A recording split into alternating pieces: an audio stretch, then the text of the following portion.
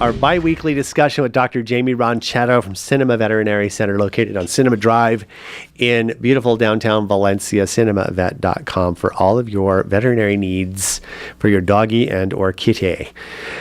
Spring is on its way. It's actually kind of arriving early today, Doctor. It is. And we are expecting kind of warmer temperatures ahead for the next few weeks, but with all the rains and everything, of course, this year we'll see a lot of undergrowth. We'll see a lot of springing, and especially not only with the flora and fauna, but also with insects and things. We'll probably have an abundance of those based on our wet winter that we had. So not only is it going to be beautiful, but it could pose a little bit of a danger, especially to our dogs and cats, right? Absolutely. And when we're talking about especially underbrush, and suppose we like to take our pets out for the walks out and the hikes and everything like that, there's a lot that we need to consider, especially when it comes to things when those foxtails start growing up, right?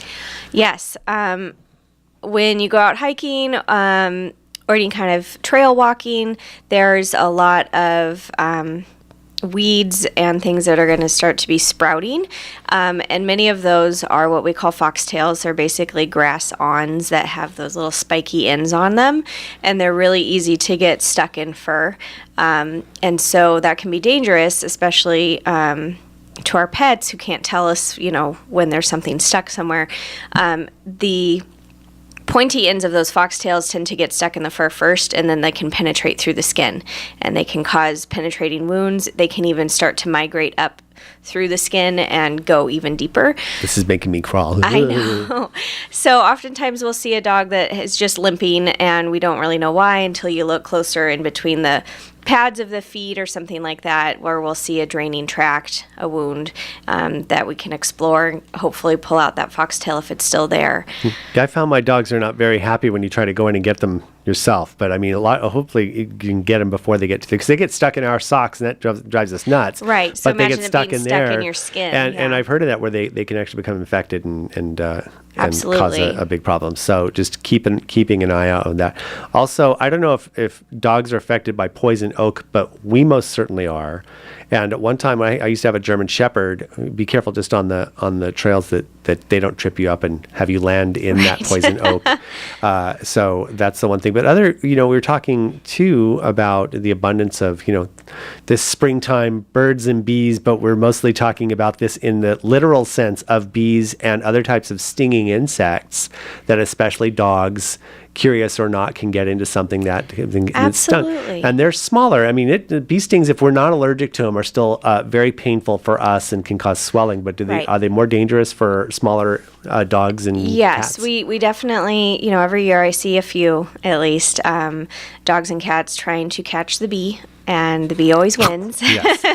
To varying degrees, just like us. We can have a little bit of swelling and it hurts, to we're totally blowing up and having hives. So same thing with our pets.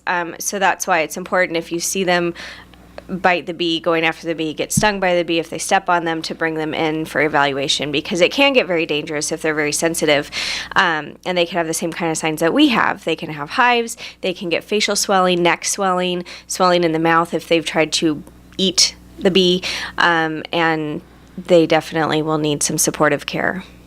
So that is important, just keeping an eye out with all the stuff going on in springtime. And of course, finally, also, is this a good time to think about if springtime seems to be on the birds and bees lane there, talking about love in the air, as it were, if you have not spayed or neutered your pet, especially if they're still puppies or kittens, to make sure that that's done. This is a good time if you haven't done it yet. Right, absolutely. We're coming into kitten season, and so spay and neuter your animals. It will help to decrease our population. Absolutely. Exactly. So this is now, is it, I know dogs kind of, that's like a year-round thing, but mostly for cats, it seems to be springtime. Is that right? Seasonal, yeah. A little bit more seasonal than others.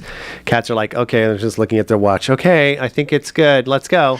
and of course, also keeping them inside, because you have other wildlife and animals out doing their thing as well. Now, hopefully, with the fact that we had such rainfall and perhaps the wildlife things going on out there in our green belts, that maybe they'll stay a little more out there and do the regular hunting. But I know that coyotes and things like that come into town even still. They don't care. Looking for stuff.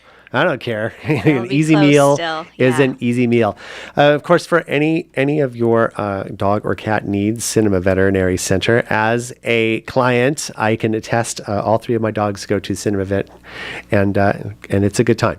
They are not nervous, and everybody seems to like them. And also your online ordering and stuff like that is really awesome. Thank you. So a Cinema Veterinary Center, again, located on Cinema Drive between Bouquet Canyon and Valencia Boulevard.